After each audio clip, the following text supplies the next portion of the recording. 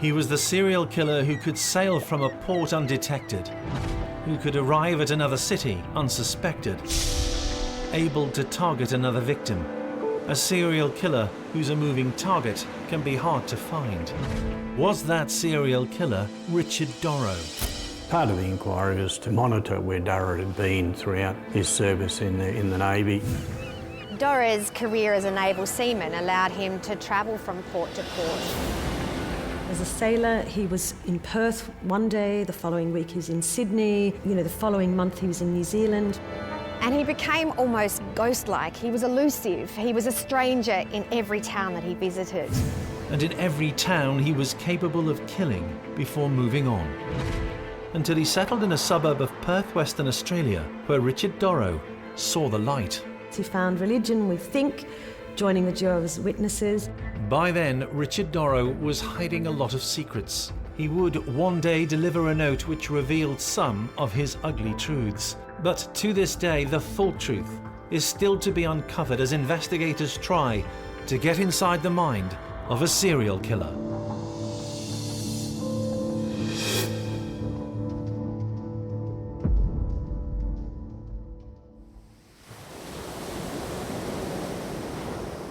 The sea is sometimes slow to give up its secrets. The tragic stories it's witnessed remain untold. Locked deep beneath its waves, the truth can be kept prisoner.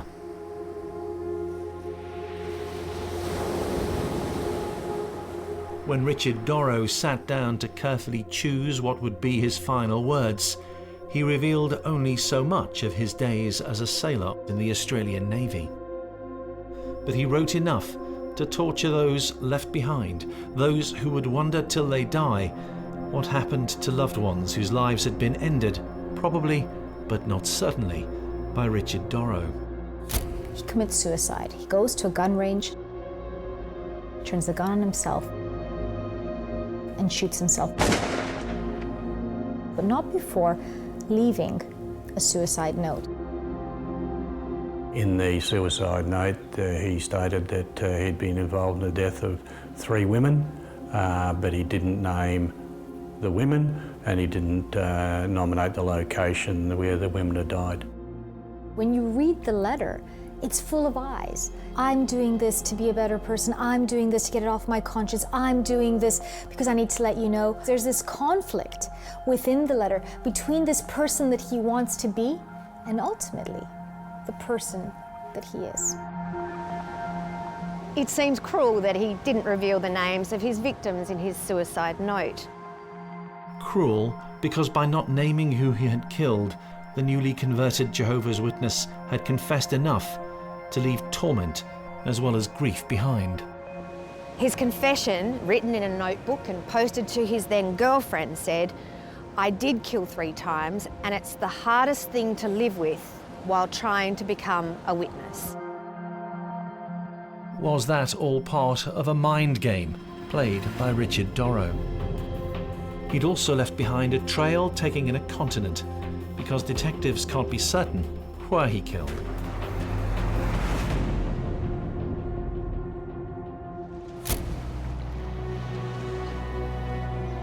Understanding the mind and investigating the actions of Richard Dorrough was a task for a Western Australian coroner in 2016 as he tried to answer a 20-year-old mystery. What had happened to Sarah Lee Davey? Young, 21 years old, Aboriginal girl, had been staying with relatives, and apparently the last time she was seen, she told her relatives that she was going out. She went to pick up a handbag and she went to a bar. The bar was in the small, beautiful coastal town of Broome. About 2,000 kilometres north of Perth. Very beautiful, stunning beaches. To this day, a former detective in the homicide squad in Western Australia can't be certain what happened to the girl who simply disappeared from Broome one day, Sarah Lee Davey. Sarah Lee lived at the peninsula, and she used to come down most weekends and knock around with her friends. She was seen in bars, having drinks with friends. On that particular occasion, she'd come down to Broome.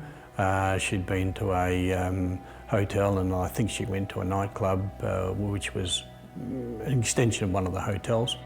It's called the Nippon Inn and was one of the few places offering late-night entertainment back then, 1997. That same weekend, an Australian Navy vessel, HMAS Geelong, docked in Broome, and 19-year-old seaman Richard Dorrough went on shore in search of a good time. And that's where we think she met Richard Dorrough. By the time that he met Sarah Lee, she was on her own. She would have known nothing of Dorrough's past. Richard Dorrough had grown up in an abusive environment. We know that he was born in Bundaberg, which is in Queensland, Australia. He was born in March of 1977, and he had a terribly difficult start in life. He was sexually and physically abused by a family friend. Abuse that continued over many years. This would have had an immense impact on his own ability to cope with life, his self-esteem, his mental health, all of these things. And it's pretty clear that what unfolded later, that's where the seed was sown of that violence. I think one of the most horrific aspects of abuse is that it usually is done by someone who you know and you feel you should trust. So as a consequence of that, your ability to feel safe, to ever feel safe, is completely gone. What he suffered may have been when Dorrough was younger, but abuse has a slow fuse. We do know that there's a substantial amount of clinical evidence that that young kids that experience this will have a really hard time later on. We know they have higher levels of depression and anxiety, are much more likely to abuse substances. So traumas in childhood we're learning more about every day, but we certainly know that they're potentially harmful throughout the lifespan. By the mid-90s, Dorrough had taken a momentous decision which would impact on towns and cities throughout the coastal zones of Australia and New Zealand.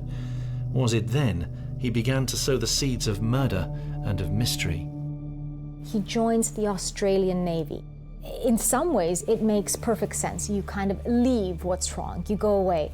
But when what's wrong is something that you've experienced internally, is it something you can actually run away from? Because don't forget, he doesn't run away to resolve it, to address it. He just runs away. On board ship, his inappropriate attitude to women was clear for all to see. We know that there's some sort of altercation with a girlfriend. He's 17, don't forget. And he's gotten the girl pregnant, and this altercation is so severe that he's reprimanded by his superiors in the Navy. So we're beginning to see these little bits of antisocial behavior quite early on. He was described by some fellow sailors as immature. He was far from popular.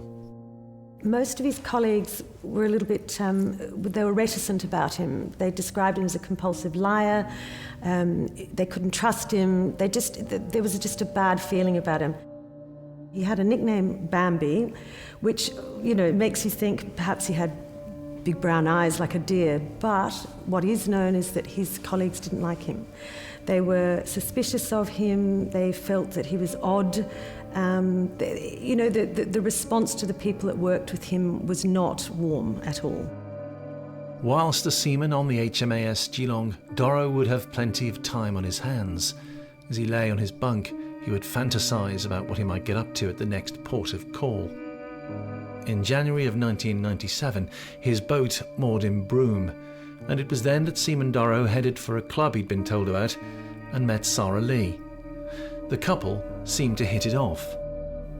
They left together. Nothing untoward was spotted.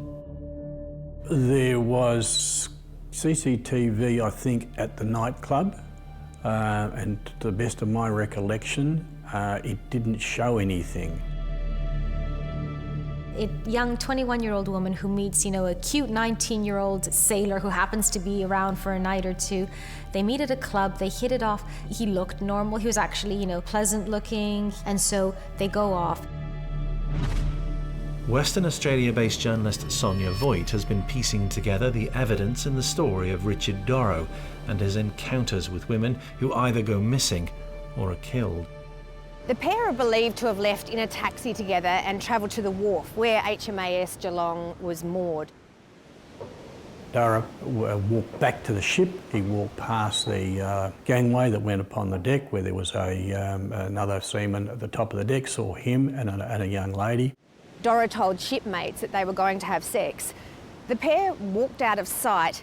They walked to the end of the pier, which was in the darkness. Another HMAS Geelong sailor called Dean Fraser saw Dorrough. When he came back, the same sailor, Dean Fraser, reported that he had scratches on his face, that Dorrough had scratches on his face. And he didn't just ignore it, he asked him what happened. And Dorrough shrugged apparently and said, she didn't want to have sex with me and she's gone now. There were others who saw the couple that night too. There was a reported noise, and then Dorrough walked back and went up the gangplank and went on board the boat. And that was the last time that Sarah Lee was seen alive. And to this day, she remains on Australia's list of missing persons. What happened that night by the sea in Broome? Had Sarah Lee Davey become the first of those killed by Richard Dorrough? The ones that he'd written of in his 2016 suicide note.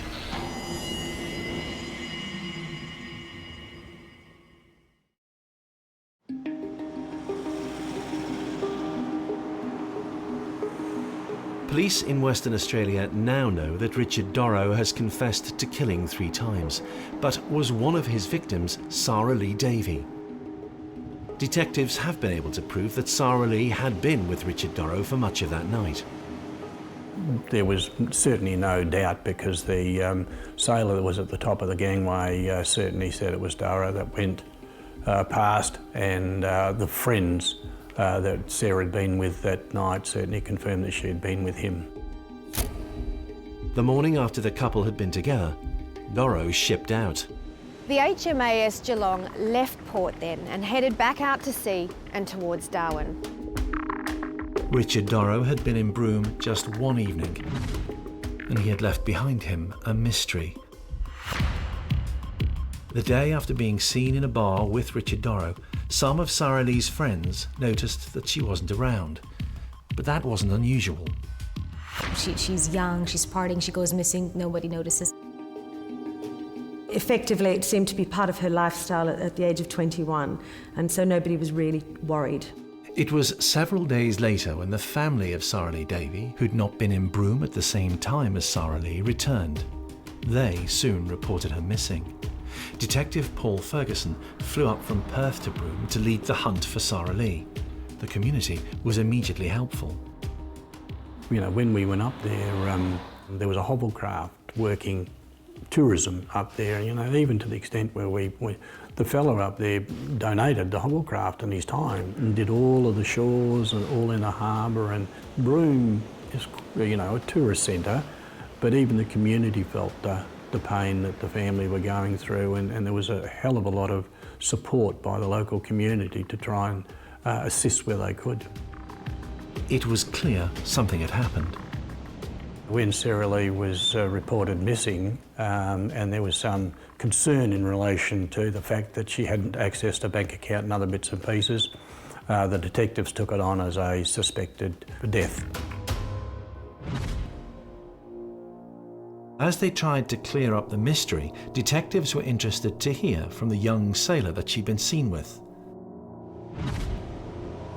The Geelong was now in Darwin. Durham was certainly without a doubt the person of interest that we try to focus on, and the investigation also then looked at his time in the service, where else he had been, whether there was any other incidents where he'd been. Officers flew to Darwin to meet up with him. They got up there, they made arrangements to interview him. He reported sick, and the medical team up in Darwin within the Navy said he wasn't fit to be interviewed. Eventually, he did allow himself to be questioned, but not for long. And midway through the interview, he got upset and the interview was terminated. Dorrough gave nothing away. The police had wanted answers to questions. When the appeals were made for information about the missing Sarah Lee, more locals came forward to report what they had seen and heard that night. Dorrough was most definitely in the frame. There were witnesses that heard yelling and screaming from the wharf that night. There was a local fisherman and he said he heard a female yelling, "Get off me," and words such as, "What are you doing?" Dorrough had said yes, he had been with Sarah Lee, but they had gone their separate ways. It was hard to believe him. He offered no explanation for the scratches on his face, but there simply was not enough evidence to prove a case against Richard Dorrough, who was subjected to further questioning, this time by the Navy. It's not long after this that his behavior is causing so much concern by those around him that he's asked to see a psychiatrist and get an evaluation. Dorrough was referred for psychological assessment and he admitted to alcohol and cannabis abuse. That evaluation is very telling. So they note that he's had a substance abuse and misuse with both drugs and alcohol, but they also critically note that he's displaying quite severe antisocial behaviors, and also that he scores highly on a trait that they call amorality, where he sees the world as a dangerous place, as a place that rejects him, and therefore he begins to enact that upon the world himself. In fact, one of the lines in the report says that there's an expectation that this young man would be prone to angry outbursts. All of that may be true, but it did not prove him to be a killer, leaving the community back in Broome in limbo. A limbo that would last decades. Any regional centre that has a major incident, whether it be a fatality or a homicide or something like that, has an impact on everyone in the town. Dorrough's final letter has not helped clear up the mystery. Something had happened that night by the sea involving Sorrely Davey. The case of the missing Sorrely remains unsolved. It's a mystery. Her family denied a last chance to see her remains. Well, like all prolonged suspicious death investigations, trying to find her body was paramount. I think what's really sad is that Sorrely's body has never been found. Sorrely Davey was last seen in January 1997. An inquest in 2016 was not able to designate her as having been murdered. The coroner looked at all of the evidence and the coroner came to a finding that she was dead. However, the cause of death was unknown. Cause of death unknown. She had been with Richard Dorrough. She had been at the end of the wharf. Screams had been heard. But that was not enough proof that she had been murdered. The coroner returned an open verdict. Some believe that Sorrely was one of those that Dorrough was referring to in his suicide note.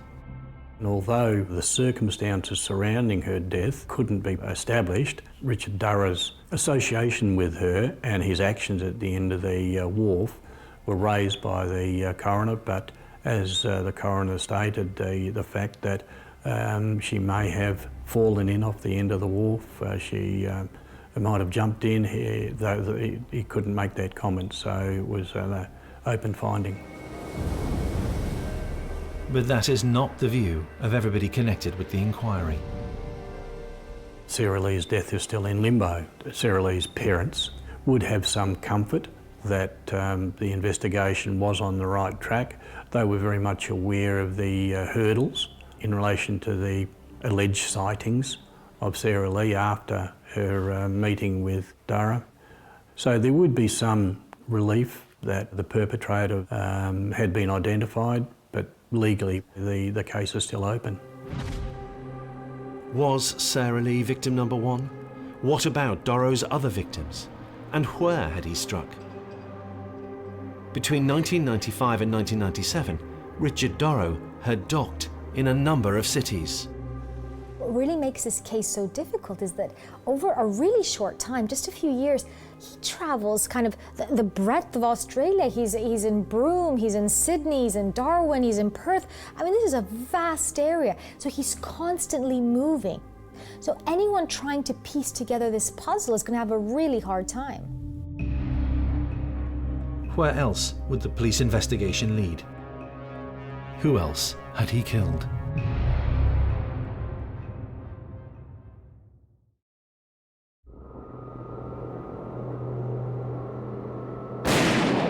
Since the suicide, which left so many questions unanswered, detectives throughout Australia have faced a challenge. Do they have any missing person files of women that Dorrough may have killed? Dorrough's Navy lifestyle opens up grim possibilities. Part of the inquiry was to monitor where Dorrough had been throughout his service in the Navy and see if there'd been any other incidents that was similar to what we were looking at. A fact which complicates any analysis of the events of the timeline of Richard Dorrough. Dorrough's career as a naval seaman allowed him to travel from port to port across the nation, and he became almost ghost-like. He was elusive. He was a stranger in every town that he visited. So this too feeds in to his ability to kind of carry on like nothing's happening. You know, he's got a built-in alibi with everybody on the boat, and he's able to move from place to place, and it doesn't seem suspicious because, of course, that's part of his job. There is one murder which Richard Dorrough stood trial for. Again, the story is made complex by the facts of Dorrough's nomadic life. 15 months after his night in Broome, with Sarah Lee still missing, Dorrough pitched up in Sydney. No longer in the Navy, he was then working as a mechanic and living not far from Rosebery Avenue in the city. To those he lived amongst, he appeared normal enough. Held down a steady job, was known to have female partners. He could have, as his friends thought, he could be a ladies' man, and that he was attractive enough to attract young women and the trust of young women. He was able to keep on with his life and, you know, move ahead like nothing was happening. So we know that he was able to hold down a job. We know that he was able to hold down a relationship. Rachel Campbell was living in Sydney at the same time as Dorrough. She was 29 and had a daughter, but her life was not going as she'd planned. She and her boyfriend had experienced a messy split. Rachel was working in the city's red light district. The sex trade kept her in money. Rachel's life on the fringes of society was to end all too soon, on the night that she met Richard Dorrough. In 1998, a young woman called Rachel Campbell was found in abominable circumstances in a car park of a church. Rachel's mutilated body was found at St. Joseph's Catholic Church on Rosebery Avenue. By abandoning her in the car park, her attacker will have known it would soon be discovered. For those heading to church, a gruesome discovery was awaiting them. It was a terrible attack, multiple stab wounds, human bite marks. I think the police were shocked themselves. She'd been bitten, she'd been raped, she'd been strangled, she'd been stabbed. Rachel had been out working as a sex worker. Whoever had killed her probably had had intercourse with her and appeared to have used a condom. 2 used condoms were found nearby. So vital evidence was discovered which gave hope that her attacker could soon be found. DNA was taken from her body. And living nearby? Records show that in 1998, Dorrough was living in the vicinity of the Sydney church by which prostitute Rachel Campbell's body was found. What we do know is that Richard Dorrough lived only a couple of streets away.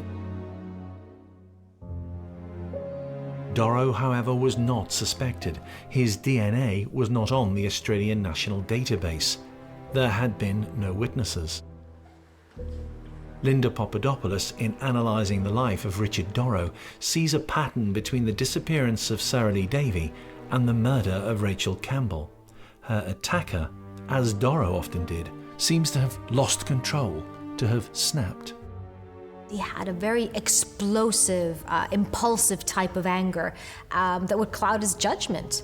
And one has to wonder if it wasn't something that played out that night as well. He was expecting something to go one way, it went the other way.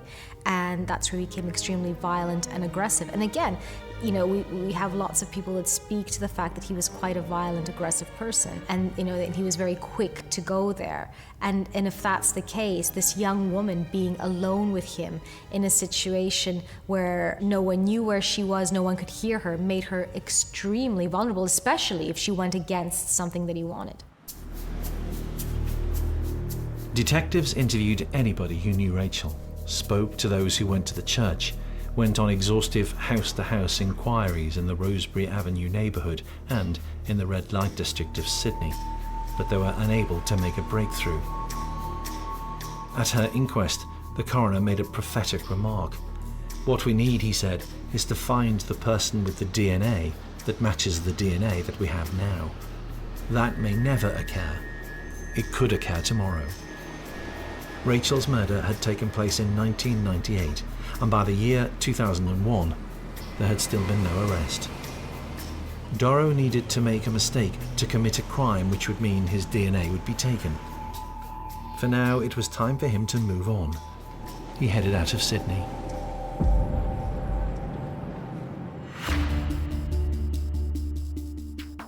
By 2001, Dorrough was back in his native Queensland when he got into trouble. We know that things for Richard Dorrough aren't going great. Reports say that his behavior is very erratic, he becomes very violent, as predicted, has a lot of aggressive outbursts. In fact, one time he's so aggressive that he has some sort of altercation on the street and tries to mow someone down with a car, to kill them. He runs down a pedestrian on purpose. It's a ferocious decision, terrible injuries. It was 2 years since the discovery in a church car park of a body. He pleaded guilty, but offered his history of abuse when a child as mitigation. When he was charged with the deliberate running down of a pedestrian, the judge took it into account. And the suggestion, I think, by a psychiatrist that he had confused his abuser for the person that he ran down. Now, the person that he ran down, it turns out, had attacked him earlier in the day. So there was this sort of psychological maelstrom, if you like, and his sentence was much more lenient than was expected. Instead of getting a lengthy sentence, Dorrough was out in a year. Arguably, that sentence was quite lenient. 5 years prison with a 12-month non-parole period which he served.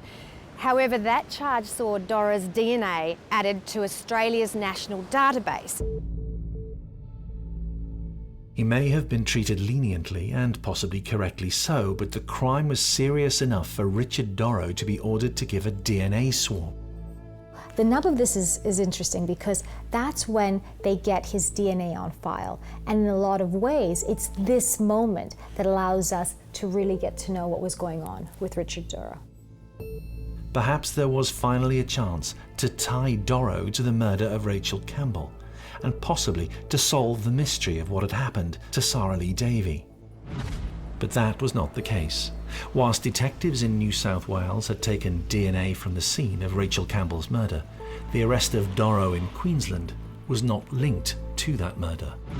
There has to be some evidence to link a traffic offence in Queensland to a sex crime and murder years earlier in Sydney in order for investigators to request to see if there is a DNA match which can be made. He basically slips the net. On his release, Dorrough set sail again, this time for New Zealand, where he lives in Auckland, working as a dive instructor. In 2006, another complication in the mystery of the disappearance of Sarah Lee Davey helps Richard Dorrough. Detectives in Western Australia make a link, one which turns out to be false, between a murder in the outback and the disappearance of Sarah Lee Davey. Police were thrown off the scent of Dorrough in 2006 when they believed another man may have been Sarah Lee Davey's killer. That man was Bradley Murdoch, who was, and he's actually still serving a life sentence for the 2001 murder of British tourist Peter Falconio in the Central Australian outback. You see, Murdoch was actually in the Broome region at the time Sarah Lee disappeared. Which meant Dorrough, at that stage still not in the frame for the murder of Rachel Campbell, was no longer the main suspect in Sarah Lee's disappearance. Dorrough went on with his life, eventually heading for Perth. In 2009, he was back in Western Australia. He was living here in the Perth suburb of Osborne Park. Not only was he in work and had a partner, he seemed no longer the impulsive, angry young man. It seems that far beyond, the usual serial killers that we speak about, there's something very different here that doesn't fit that mold, that doesn't fit that kind of cookie cutter mold of someone that never had empathy, never had, any sense of remorse. This is someone that was very much, just not in control of his emotions. And as he grew and changed, went on, a real emotional journey. He was working as a commercial driver most of the time, but also still found work on the sea. He helped maintain rescue submarines. All in all, He'd become a straight up and down citizen, but his past was about to catch up with him. In 2009, New South Wales police carry out a cold case review of the murder of Rachel Campbell. There was a match found between Dorrough's DNA and DNA from Rachel Campbell's body. And so again, the spotlight is back on him. He's brought in, he's questioned. And that means they're able to link him to the murder of Rachel Campbell. And he was then extradited to New South Wales to face trial. It appeared that justice would be done, that Richard Dorrough would be convicted of the murder of Rachel Campbell and possibly finally forced to admit what had happened with Sarah Lee Davey. Could Rachel Campbell be confirmed as one of the 3 victims that Dorrough says he killed?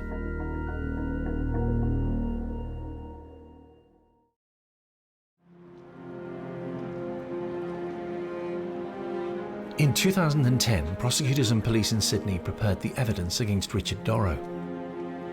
Despite the fact that DNA found on Rachel and on condoms discovered in the St James's Church car park near to her body, the case was not necessarily straightforward. She may have been with more men that night, Dorrough being just one of them, and she was estranged from her boyfriend. Might he have borne a grudge? There were potentially more suspects than Richard Dorrough, who pleaded not guilty and was about to walk free. When he was charged and the jury then acquitted him for this particular case where the DNA clearly linked him to the dead girl, he admitted that he'd had sex with her and he admitted he bit her, but wouldn't admit that he killed her. The defence then brought in the fact that she had an estranged and boyfriend, and that potentially the doubt was thrown open and the jury effectively could not find that it was beyond reasonable doubt.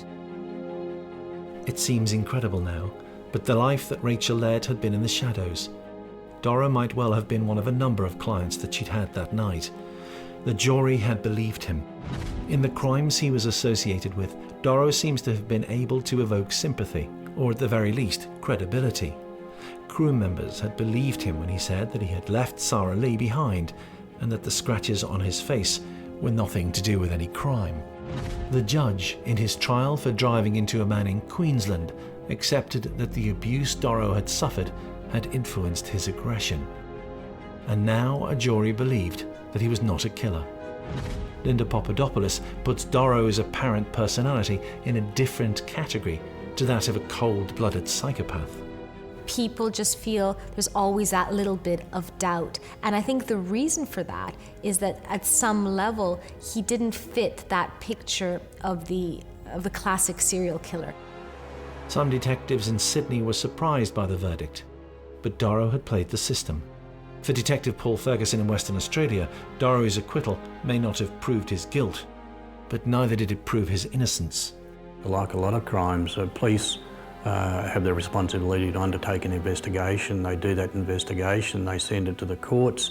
At the end of the day, particularly if you're talking about the District Court or the Supreme Court, members of the jury, if they deem the person is not guilty, then that person walks free. So was he a killer? Was Rachel victim number 2 mentioned in Dorrough's suicide note? Rachel Campbell had met Richard Dorrough on that night in 1998. We don't know if he approached Rachel with the intent of killing her.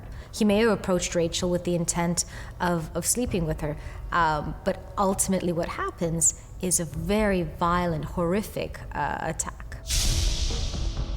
She had been brutally murdered and her body cynically abandoned adjacent to a church.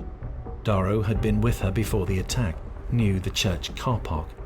He lived nearby, had an impulsive temper.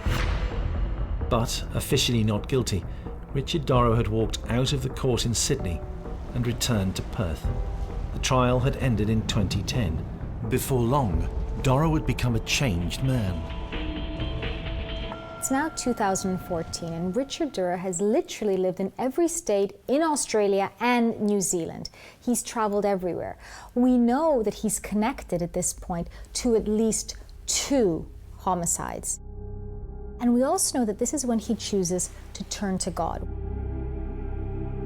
It was back here in Perth that Dorrough found God through the Jehovah's Witnesses. Now, religion's interesting because it allows people to make sense of a world that feels chaotic. So even though bad things happen, there's a reason that bad things happen, that everyone can be saved as long as you want to be saved, that there's goodness in everybody, that, you know, even if you've done something horrible, that there, you know, there is love out there, there is forgiveness. So you begin to see the world in a different way. His neighbours accepted him. He was Richie, a nice guy, not bad looking either. He appeared as someone that had remorse, and I think his look, he was very much boy next door. I think people are predisposed to kind of feeling that when someone, you know, looks like, you know, their cousin, their uncle, their neighbor, that maybe there's nothing kind of behind that. And I think because of that, this juxtaposition between this violent, aggressive man and this actually very fragile, remorseful man that we saw later on, while incongruent, I think is the thing that allowed him to function for as long as he did and never get caught. Life in the Byford area of Perth got back to normal after the trial that he had faced for the murder of Rachel Campbell. Sometime between 2011 and 2016, the former seaman began a new hobby, guns. He was known to go to the Lone Rangers shooting complex. He now had a permanent partner. So in Byford, Perth, Richard Dorrough got on with his routine. But something had changed. God and the Jehovah's Witnesses were now in the life of Richard Dorrough. This is where it doesn't really fit in with that sort of, you know, central casting serial killer. This is a man who clearly at some point felt enormous remorse. He found religion, joining the Jehovah's Witnesses. And in many ways, we know that his words following this religious epiphany actually attest to the fact that he begins, at least slightly, to see the world in a different way. Being a Jehovah's Witness was about seeking forgiveness for any sins that he may have committed. And by 2016, that fact was going to answer at least some of the mysteries in the life of Richard Dorrough. It was now that he chose to reveal some of the truths of his life. In a darkened room in his home in Byford, he composed his thoughts. He put pen to paper and set about telling the world that he was a killer. He posted his personal belongings, including his laptop and a suicide note, back to his partner. And within that, he made clear that he couldn't live with this huge guilt anymore. But it was then he also took the decision in writing his confession, which has caused agony and mystery. He did not name who he had killed, and he revealed that he had not taken 1 or 2 lives, which many suspect, but 3. Unfortunately, the note didn't give any names, so the mystery remains. He goes to all the trouble of writing a suicide note and a confession, yet he doesn't name his victims. So the question is this his way of kind of, you know, asserting control or torturing, or is it that he found these acts so horrific that he couldn't face up to them? Having written his note, Dorrough was not about to stay around to answer the question. He drove to the shooting range. Inside, owners are meticulous in ensuring that firearms can only point at targets in the distance. But the mechanic brought with him the means to release a weapon, and in a booth, he turned it upon himself.